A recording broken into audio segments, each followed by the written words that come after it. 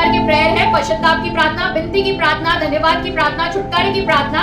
और आज जो हम सीखने वाले हैं वो है इंटरसेसरी प्रेयर, मध्यस्थी की प्रार्थना। गलती का पत्र 6वां अध्याय 2 वचन, एक दूसरे का भार उठाओ और तुम क्या करोगे उससे? व्यवस्था, परमेश्वर की व्यवस्था को पूर्ण करोगे। एक दूसरे का भार उठाना मतलब क्या? एक दूसरे का भार उठाना मतलब बोझ, उनके लगेज की बैग्स उठाना क्या? उनके राशन का सामान उठाना क्या? नहीं ना।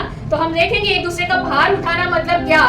पर उसके पहले हम देखते हैं कि उससे क्या होगा? एक दूसरे का भार उठाने से व्यवस्था पूर्ण होगी। तो वो व्यवस्था क्या है हम देखेंगे ना। वचन को थोड़ा अच्छे से डीपली हम समझने की कोशिश करेंगे। यहाँ पे परमेश्वर का वचन कहता है एक दूसरे के भार उठाओ से तुम क्या करोगे? परमेश्वर की व्यवस्था को पूर्ण करोगे। अभी परमेश्वर की व्यवस्था क्या है? पुराने नियम में उसकी व्यवस्था क्या है?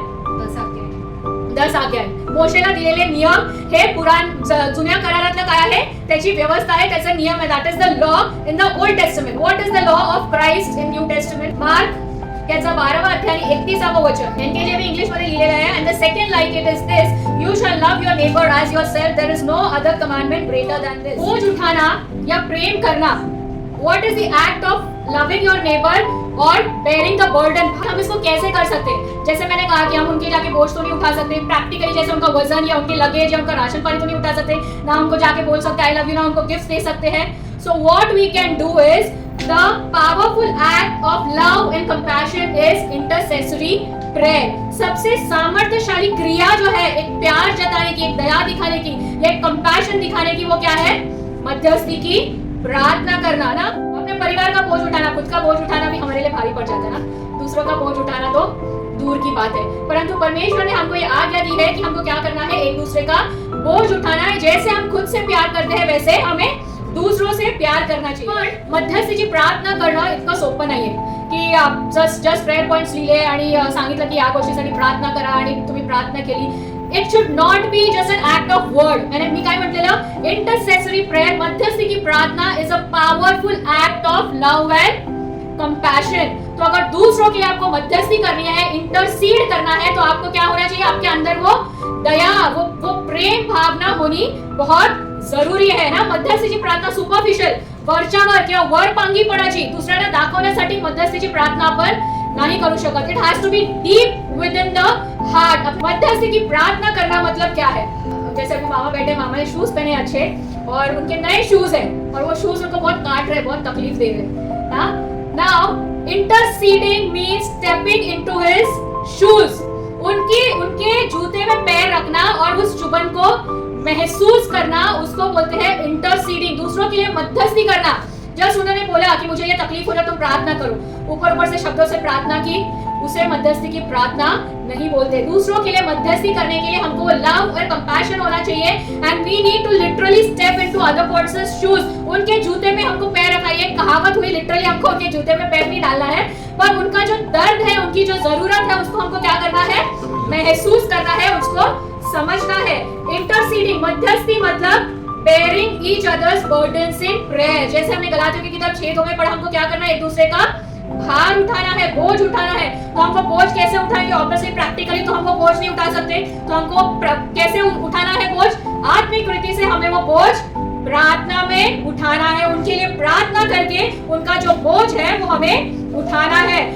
इन मध्यस्थी की प्रार्थना करने के लिए जब कोई इंसान गिर रहा होता है तो उसको संभाल के हमको क्या करना है? उसको प्रार्थना में ऊंचा उठाना है. ऐसा नहीं कि भाई गिर रहा है, गिर रही हूं मैं, पीछे से आके किसी ने धक्का दे दिला, जा गिर पड एकदाची.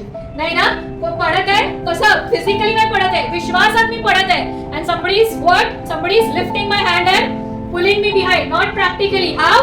in prayer ना. विश्वास में अगर कोई गिर रहा है तो हम क्या कर सकते हैं? उसके लिए मध्यस्थी करके उसका प्रार्थना में हाथ पकड़ के हमें उसको क्या करना है? संभालना है, उसको स्थिर करना है. When the other person's faith is running dry, हर किसी का विश्वास हर समय स्थिर नहीं होता है ना. हमारा विश्वास डगमगता है, ऊपर नीचे होते रहता है. जब हमको खालीपन महसूस होता है, जैसे मैंने कहा कि मैं प्रार्थना नहीं कर पा रही थी, तो उस समय क्या करना है? उस परिस्थिति में उस इंसान के बिहाफ पे हमको क्या करना है? मध्यस्थी करना है ना. और मध्यस्थी की प्रार्थना मतलब आपण काय करतोय? त्या व्यक्तीचं नेतृत्व करतोय. We are representing that person. We are standing like, जैसे मैंने विश्वास अंकल का एग्जांपल दिया, जूते का एग्जांपल दिया. So if he is going through some pain, I am standing in front of God being him, I am representing my uncle in front of God for his pain. मैं उनका प्रतिनिधित्व कर रही हूं परमेश्वर के सामने, वो उनके दुख तकलीफों के लिए. उसको कहते हैं मध्यस्थी की प्रार्थना. ना परमेश्वर यहाँ पे पूछता है एजेकिएल 22 अध्याय 3 वचन ना, मध्यस्थी की प्रार्थना एक दूसरे के लिए करने के लिए हमको क्या करना है? We need to stand in the gap. जो तट आहे त्या तटामध्ये आपल्याला उभं राहणं एकमेकांसाठी गरजेचं आहे. एजेकिएल 22:30. आज परमेश्वर आपसे पूछ रहा है कि उस गैप में अपने देश के लिए, अपने कलीसिया के लिए, अपने परिवार के लिए, अपने नेबर्स के लिए उस गैप में कोई खड़ा रहने के लिए है क्या? मध्यस्थी की प्रार्थना करना is a sign of selflessness and people centre. आजकल लोग क्या हो गए? Selfish and self centred. But interceding for each other, मध्यस्थी करने के लिए हमको क्या करना है? सेल्फलेस होना है और सेल्फ सेंटर्ड नहीं परंतु पीपल सेंटर्ड होना है ना. Intercessory prayer should be persistent until it is heard. ये तो हम मध्यस्थी की प्रार्थना के बारे में बोल रहे हैं, मतलब praying for each other. हम खुद के लिए भी इतना persistently प्रेयर नहीं करते ना. एक बार किया, 2 बार किया, 3 बार किया, 10 बार किया, ठीक है छोड़ दो, गिव अप ना. But we should not give up. हमको क्या करना है? persistently, लगातार, जब तक हमारी प्रार्थना का हमें जवाब नहीं मिलता, हमें क्या करना है? प्रार्थना करती रहनी चाहिए ना. तो हम कुछ नए नियम और पुराने नियम के उदाहरण देखेंगे जो लोगों ने मध्यस्थी की ना. पुराने नियम का उदाहरण अब्राहम ने किसके लिए मध्यस्थी की? अब्राहम.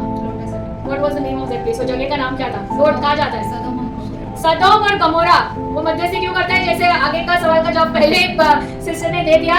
लोट जो उसका भांजा रहता है अब्राहम का, वो क्या करता है? अच्छी जगह देख के सदोम की जगह में चला जाता है, पर वहां पे क्या होता है? बहुत पाप बढ़ जाता है. इसलिए परमेश्वर क्या करने वाला होता है? सदोम का नाश करने वाला रहता है. परंतु अब्राहम क्या प्रार्थना करता है कि भाई मेरा भांजा है, माझा पुतण्या आहे, फक्त त्यालाच वाचव. ऐसी प्रार्थना करता है क्या? नहीं. क्या करता है वो? सबको, पूरे सदोम और गमोरा के लिए वो क्या करता है? मध्यस्थी की प्रार्थना करता है. कैसे करता है? हाँ परमेश्वर त्यांना वाचव, तो तुझी इच्छा, वाचव नहीं तो सोडून दे. ऐसा प्रेयर करता है क्या? बचाने तो ठीक है, it's your will, let your will be done Lord. This is how we press. वो हम रेफरेंस के लिए अब पढ़ सकते हैं, अब हम अभी नहीं पढ़ेंगे. उत्पत्ति की किताब 18 अध्याय 16 से 33 वचन.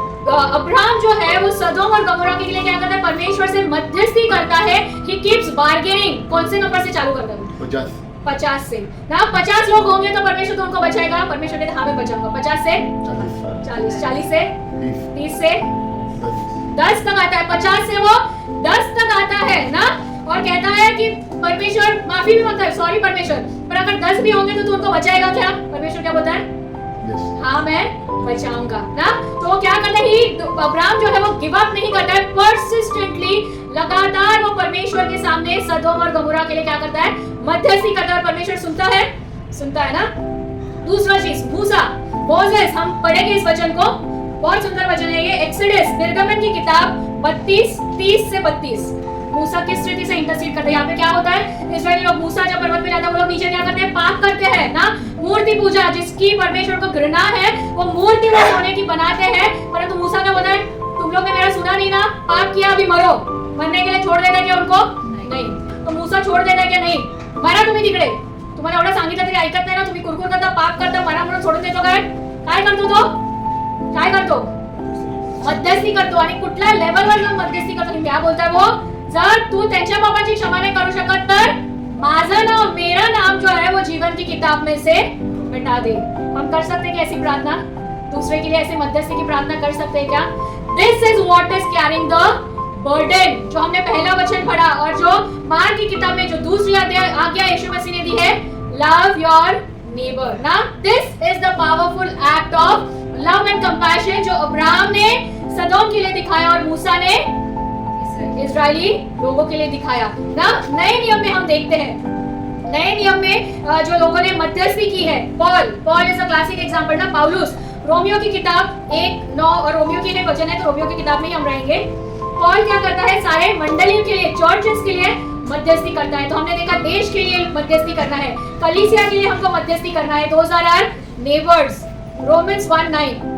NKJV it says without ceasing I mention of you always in my prayer. Without ceasing मतलब बिना रुके पौलुस जो है उस मंडली के लिए, रोमियो की मंडली के लिए, बाकियों की कलीसिया के लिए क्या कर रहा है? परमेश्वर के लिए प्रार्थना में मध्यस्थी कर रहा है। न्यू लिविंग ट्रांसलेशन का जो वर्ड है वो कहता है day and night I bring you and your needs in prayer to God. कब?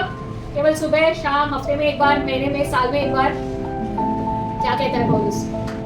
दिन रात बिना रुके, विदाउट सीजिंग, पौलुस इज इंटरसीडिंग। पौलुस जो है वो उसके लोगों के लिए, उसकी कलीसिया के लिए, मंडली के लिए बिना रुके दिन रात जो है वो मध्यस्थी करता है ना। और हमेशा मैं कहती हूँ कि यीशु मसीह खुद जो है उसने हमेशा, यीशु मसीह ने काय केलेलं कितना घालून दिलेलं आहे प्रत्येक गोष्टीचा। फिर से एक बार रोमियो की किताब 8:34, मेलेल्यातून उठला, झालं त्याचं काम, झालं काम, आपल्या पापांचा भार त्यांनी वाहिला, की हमारा बोझ उसने उठाया ना। बोझ उठाना हम सीख रहे हैं ना।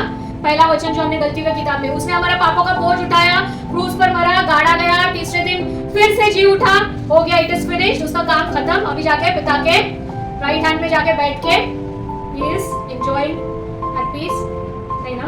क्या कर रहा है? क्या लिखा है वहां पे? क्या कर रहा है वो?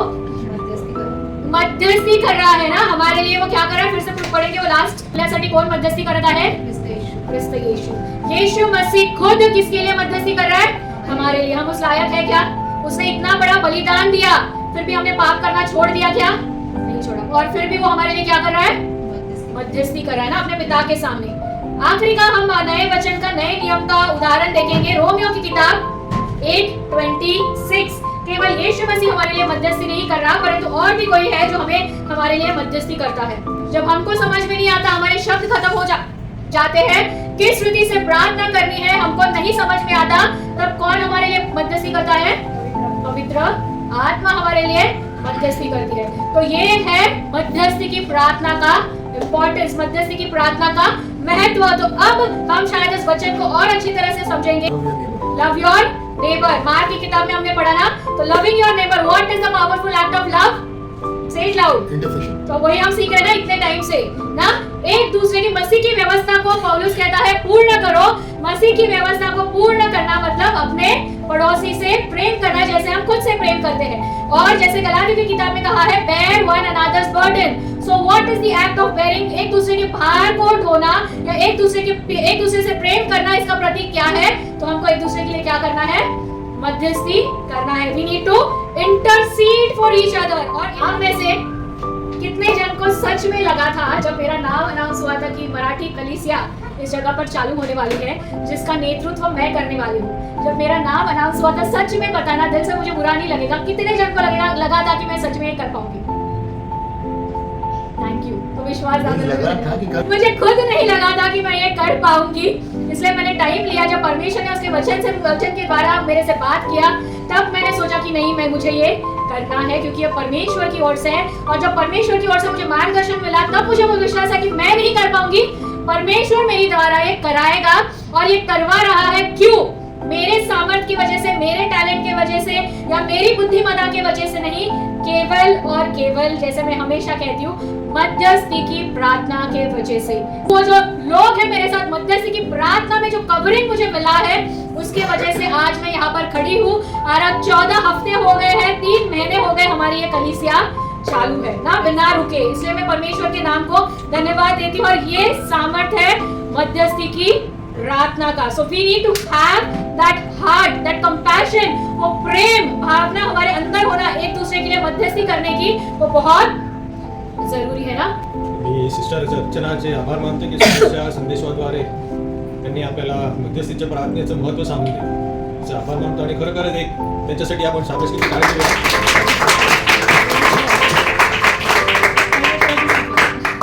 परमेश्वराची स्तुती असो।